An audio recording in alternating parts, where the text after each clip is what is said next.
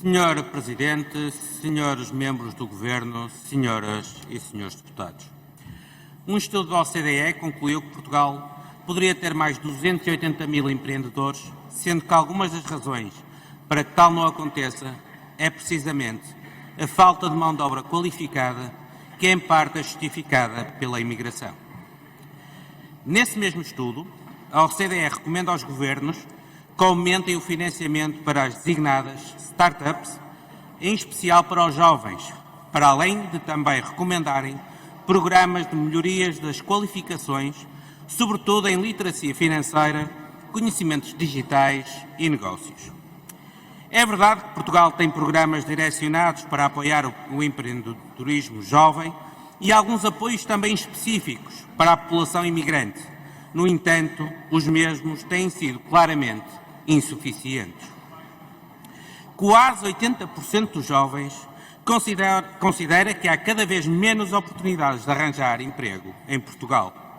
No mercado de baixos salários, cerca de 72% dos jovens empregados recebem menos de 950 euros líquidos por mês, o que tem despolutado o desejo de emigrar por quase um terço dos jovens trabalhadores. Em 2021, cerca de 60 mil portugueses emigraram, mais 15 mil do que o ano anterior.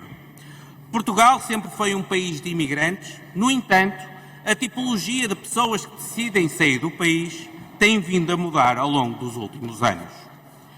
Acompanhando o maior nível de formação académica da população portuguesa em geral, cada vez mais a nossa imigração é bastante qualificada.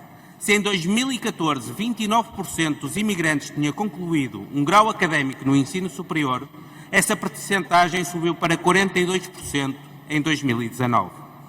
Isso implica que o investimento do Estado na formação de jovens é, em boa parte, desperdiçado e aproveitado por outros países. Ou seja, faz um investimento na formação dos jovens que depois não têm o devido reconhecimento na sociedade portuguesa e acabam por emigrar, não havendo o devido retorno para o desenvolvimento do país. Mas, afinal, quais são as motivações para a saída dos portugueses com formação superior? São, sobretudo, motivações profissionais e económicas. Relativamente às razões profissionais, a título de exemplo, apenas 54% dos imigrantes que trabalhavam antes de emigrar tinham um trabalho compatível com a sua formação, passando a 75% depois de emigrar. No que toca às razões económicas, são impressionantes as diferenças salariais. Em Portugal, 73% dos imigrantes ganhava menos de 1.000 euros, enquanto no país de destino, mais de 50% passou a receber acima de 2.000 euros e 27% acima de 3.000 euros. Tendo em conta este contexto, é natural que a maior parte dos imigrados não tenha intenção de voltar definitivamente a Portugal e 57% considera nada ou mesmo pouco provável regressar definitivamente ao seu país. De acordo com as Nações Unidas, em 2020 havia cerca de 2 milhões de portugueses imigrados, tendo sido atingido o valor mais alto de sempre de imigrantes portugueses no mundo. Portugal é o 20º país do mundo com mais pessoas imigradas face ao número de residentes, sendo o 5º na Europa.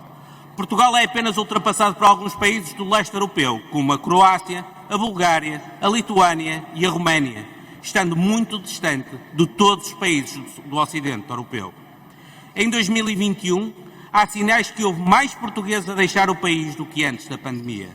A grande verdade é que a economia portuguesa é pouco atrativa para o investimento, tendo perdido competitividade nos últimos anos.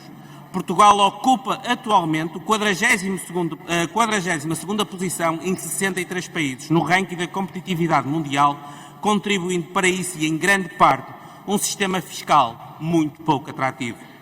Em termos de classificação geral, Portugal tem o terceiro sistema fiscal menos competitivo da OCDE, ou seja, é o 36º classificado em 38 países, de acordo com o relatório anual do Índice da Competitividade Fiscal Internacional de 2022, publicado recentemente pela Tax Foundation.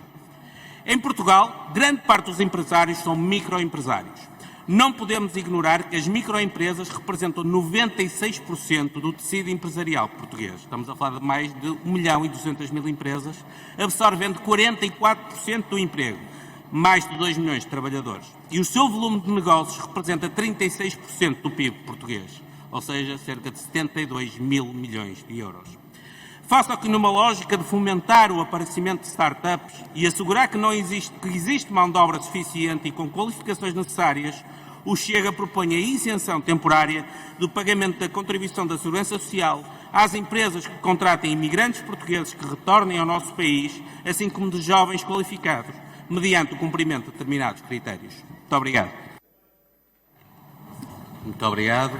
Agradeço a pergunta, Sr. Deputado Alexandre Poço. Bom, em 40 anos, enfim, em que o PSD tem estado no panorama político nacional, eu vou-lhe dizer as propostas concretas que eu acho que vocês têm apresentado para os jovens. Está a ver? Vai. A nossa proposta é uma proposta concreta que apresenta a isenção ou redução parcial contributiva, estamos a falar da Segurança Social, aos jovens qualificados e àqueles jovens desempregados de longa duração que efetivamente queiram regressar ao nosso país. Portanto, essa é a nossa proposta concreta e continuo a ficar à espera da vossa proposta, que realmente neste momento não é nenhuma. Obrigado.